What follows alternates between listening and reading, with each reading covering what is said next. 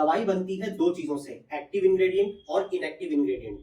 दवाइयां दो तरीके की होती हैं, एक होती है सिंथेटिक ड्रग, एक होती है बायोलॉजिकल ड्रग।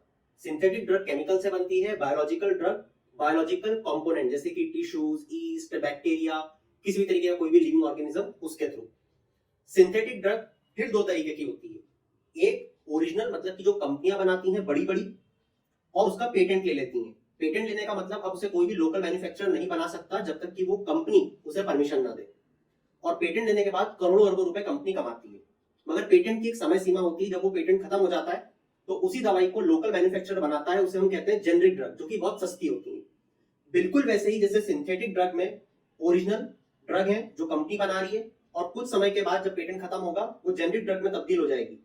बिल्कुल वैसे ही जो बायोलॉजिकल ड्रग होती है उसमें भी ओरिजिनल ड्रग होती है, मतलब कि बायोलॉजिकल कंपोनेंट को यूज करके कंपनी ने जो ड्रग बनाया उसे हम ओरिजिनल कह रहे हैं या बायोलॉजिकल ड्रग कह रहे हैं। और एक होता है जेनरिक ड्रग जिसे हम बायोसिमिलर कहते हैं। वो जेनरिक ड्रग और बायोसिमिलर उसी बायोलॉजिकल कंपोनेंट से बन रहा है जिस बायोलॉजिकल कंपोनेंट का यूज करके उस कंपनी ने उस दवाई को बनाया, जैसे किसी भी तरीके की इंसुलिन। तो एक ब्रांडेड इंसुलिन हो सकती है जो कंपनी ने बनाई बायोलॉजिकल कंपोनेंट का यूज करके, और उसी के जैसा वो जेनरिक ड्रग बना उसी बायोलॉजिकल कंपोनेंट को यूज करके, उसे हम कहेंगे बायोसिमिलर। तो अब जैसे सिंथेटिक ड्रग्स में कंपनीज बार बार पेटेंट्स लेती हैं बहुत ही छोटे छोटे मॉडिफिकेशन करके, बिल्कुल वैसे ही इस बायोलॉजिकल ड्रग में भी कंपनीज बार बार पेटेंट करवा रही हैं ताकि इसके जेनरिक मतलब कि बायोसिमिलर लोकल कंपनीज और मैन्युफैक्चरर्स न बना पाए और वो करोड़ों अरबों रुपए का प्रॉफिट कमा पाए। और इसी बीमारी को कहते हैं एवरग्रीनिंग ऑफ पेटेंट, जहां पे हमारे देश के इंडियन पेटेंट एक्ट में सेक्शन 3 कहता है कि जब तक कोई मेजर इनोवेशन कोई कंपनी न करे उसे पेटेंट न दिया जाए।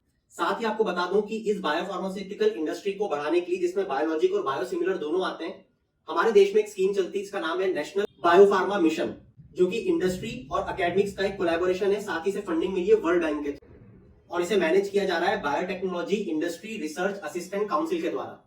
आपके लिए होमवर्क ये है कि आप चैट सेक्शन में बताओगे कुछ बायोसिमिलर दवाइयों के नाम जो आपने रिसेंटली न्यूज में सुने।